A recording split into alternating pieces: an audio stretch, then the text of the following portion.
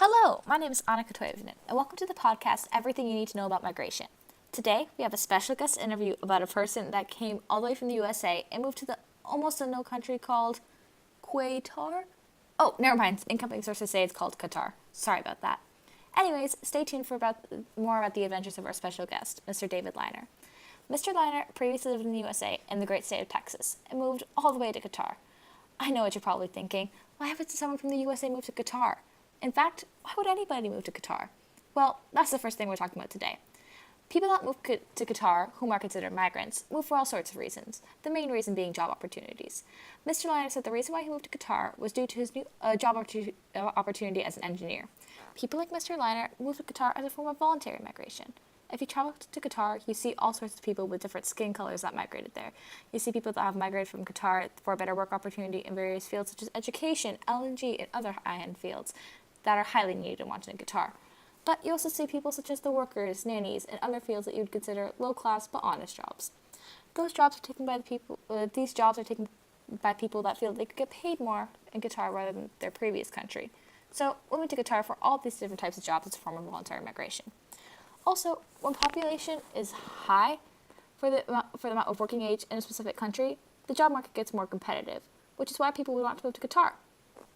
According to the population pyramid of the USA, for example, 65.9% of the population of 326 million people are in working age. However, in Qatar, 69.6% of the population is working age, but the population is only 2 million people.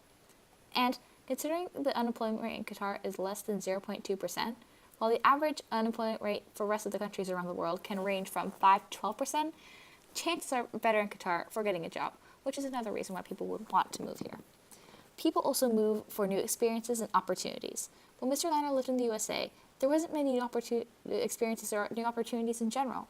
Mr. Liner said he enjoys the diverse workforce, culture, and overall environment and abilities of freelance travel while living in Qatar.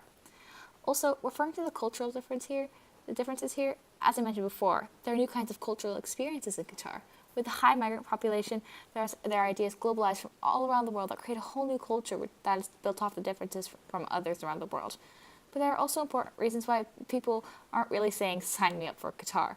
Not everybody would want to move to Qatar, you know, because the weather is extremely hot and humid, not to mention it's very air polluted as well. So those kind of factors pull people away from Qatar. Environmental factors also have a role of whether or not people want to move to a place such as Qatar. It's not all just about the cultural advantages. But nonetheless, with all these advantages and motivations of moving to Qatar, why haven't people moved there yet?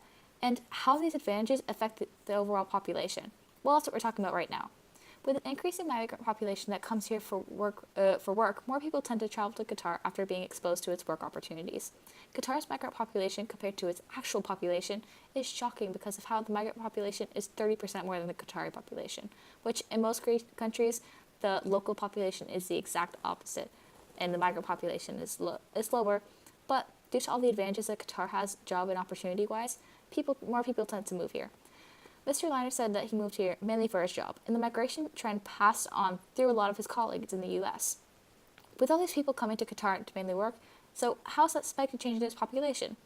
Well, Qatar has changed a lot, and lost some of its individual roots due to the globalization of new human ideas of people from different countries, changing the overall country. And with this booming migrant population, all the amenities in Qatar are crowded. Schools are filled, have pages of waiting lists, roads are packed with cars each and every day. As you can see, the big population of migrants coming to Qatar isn't really healthy. As much as Qatar is thriving with people to get the country on the right track to development, Qatar's amount of resources and amenities is a problem. As the booming migrant population grows year after year, it'll be harder for the country to sustain itself. Bigger population can lead to more problems, but there are some good effects that this big migrant population has with it too. There are more people to help sustain the country, and there's more money coming into the economy, and there are also more wide-eyed opportunities for the country's innovation, with more people working in Qatar. And Qatar is currently taking advantage of that innovation opportunity very well. So, all in all, how do these motivations for migration impact Qatar's population? There are some positives and negatives, but the population will just keep on booming with all these motivations. Oh, that's all the time we have for today, folks. Sorry about that. Thanks for listening to Everything You Need to Know About Migration. Let's give a round of applause for our special guest, Mr. Liner. I'm Annika, your host, Annika. Stay tuned for our next segment, everything you need to know about migration, North Korea edition, with our special guest, Kim Jong-un. Hope to see you next time.